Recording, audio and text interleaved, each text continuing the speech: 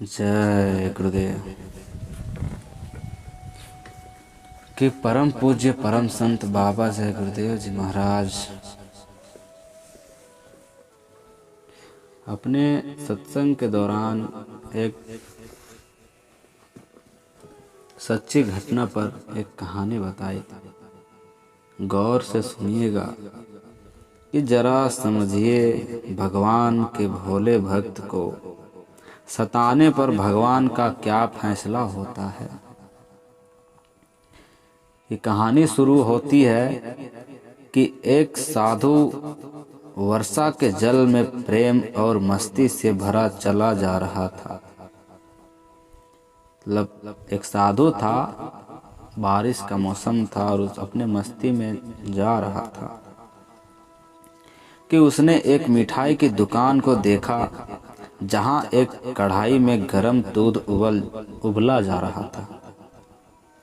तो मौसम के हिसाब से दूसरी कढ़ाई में गर्मा गर्म जलेबियां तैयार हो रही थी। साधु कुछ क्षणों के लिए वहां रुक गया। शायद भूख का एहसास हो रहा था या मौसम का असर था।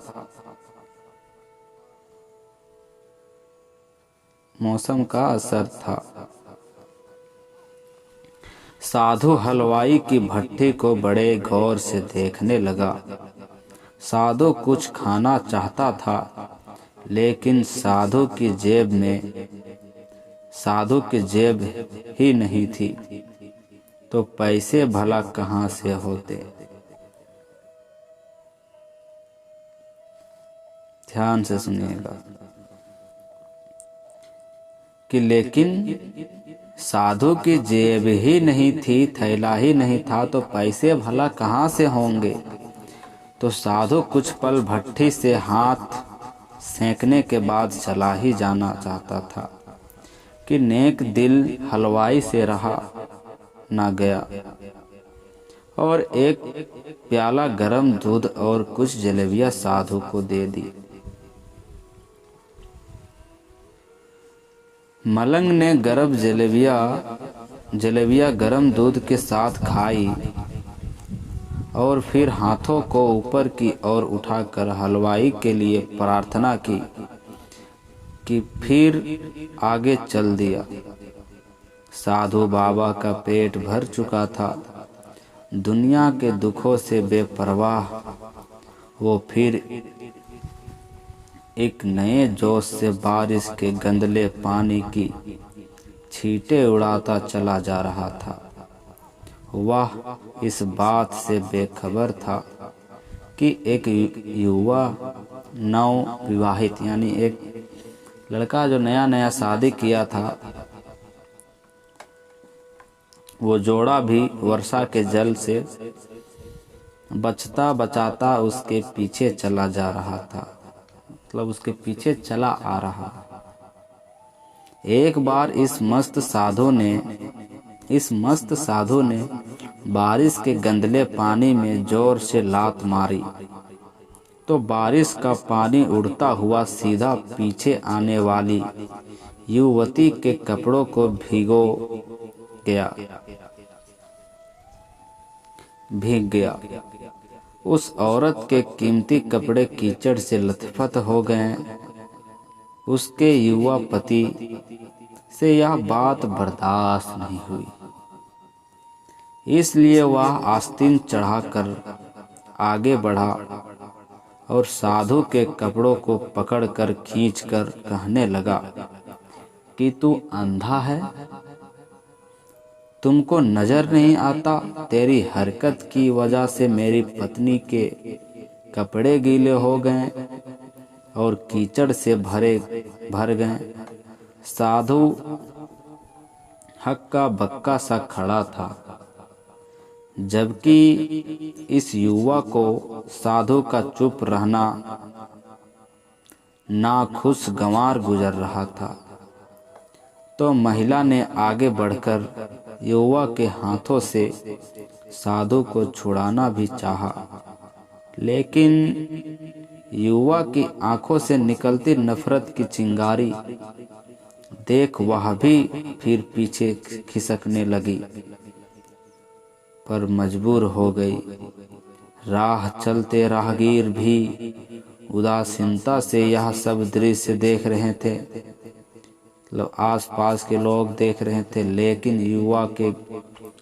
लेकिन युवा के गुस्से को देखकर किसी में इतनी हिम्मत नहीं हुई कि उसे रोक पाते। और आखिर जवानी के नशे में चूर इस युवक ने एक जोरदार थप्पड़ साधु के चेहरे पर जड़ दिया, यानी उस बूढ़े मलंग को मार दिया, उस साधु को। तो बूढ़ा मलंग थप्पड़ की ताब ना झेलता हुआ लड़खड़ाता हुआ कीचड़ में जा गिरा। फिर युवक ने जब साधु को नीचे गिरता देखा तो मुस्कुराते हुए वहां से चल दिया।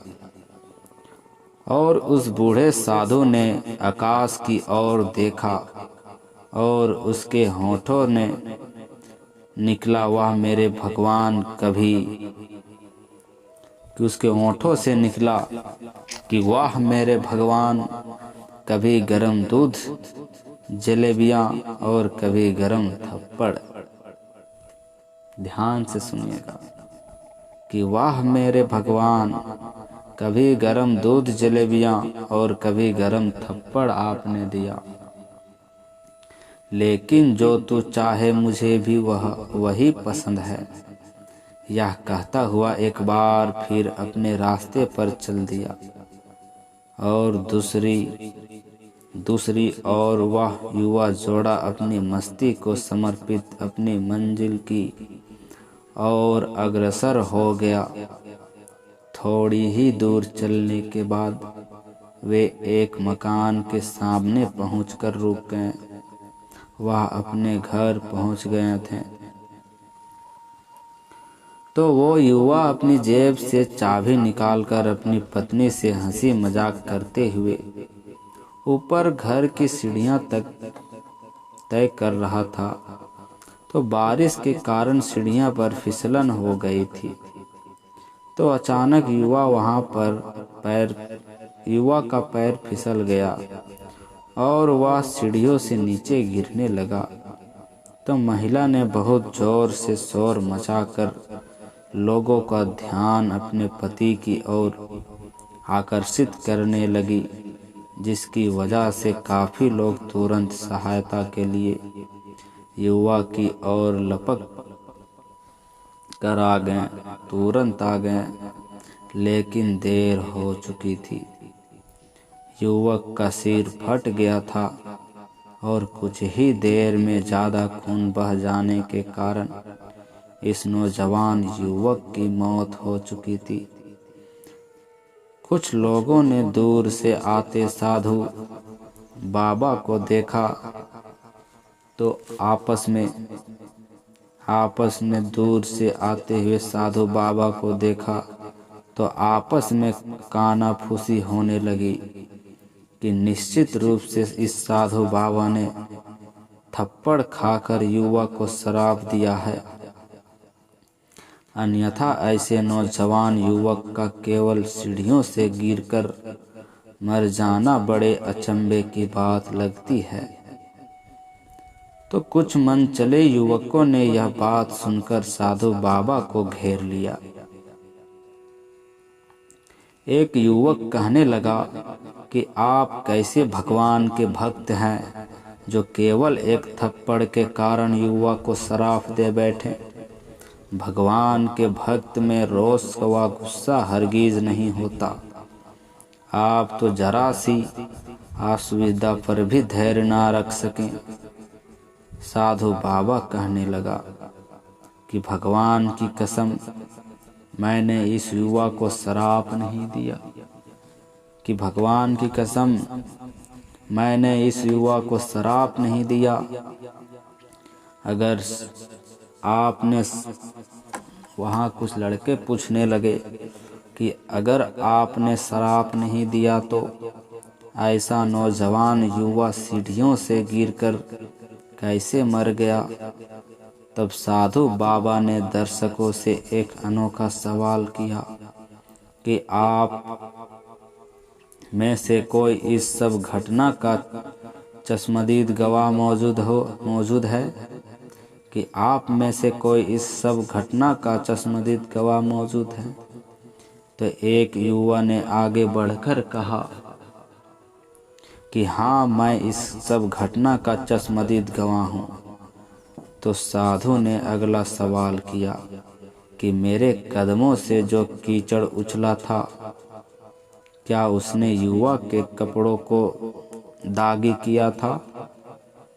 मेरे कदमों से जो कीचड़ उछला था, क्या उसने युवा के कपड़ों को दाग किया था?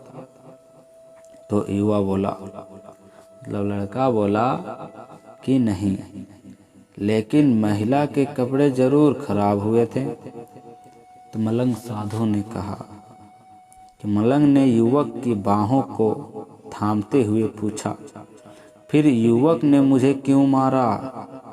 तो युवक कहने लगा, क्योंकि वह युवा इस महिला का प्रेमी था, उसका पति था, और यह बर्दाश्त नहीं कर सका कि कोई उसके प्रेमी के कपड़ों को गंदा करे, इसलिए उस युवक ने आपको मारा। युवा की बात सुनकर साधु बाबा ने एक जोरदार ठहाका बुलंद किया, जोरदार आवाज में बोले, और यह कहता हुआ वहां से विदा हो गए। तो भगवान की कसम, मैंने शराब कभी किसी को नहीं दिया, लेकिन कोई है जो मुझसे प्रेम रखता है, और अगर उसका यार सहन नहीं कर सका तो मेरे यार को कैसे बर्दाश्त होगा। तो साधु कहते हैं कि भगवान की कसम, मैंने कोई श्राप नहीं दिया, किसी को नहीं दिया, लेकिन कोई है जो मुझसे प्रेम रखता है। अगर उसका यार उसका यार सहन नहीं कर सका तो मेरे यार को कैसे बर्दाश्त होगा। कोई मुझे मारे और वो मेरा यार इतना शक्तिशाली है कि दुनिया का बड़े से बड़ा राजा भी उसकी लाठी से डरता है। सच है कि उस परमात्मा की लाठी दिखती नहीं और आवाज भी नहीं करती, लेकिन पड़ती है तो बहुत दर्द होता है। हमारे कर्म ही हमें उसकी लाठी से बचाती है, इसलिए हमें किसी का बुरा नहीं करना चाहिए, हमेशा अच्छे कर्म करते रहना चाहिए।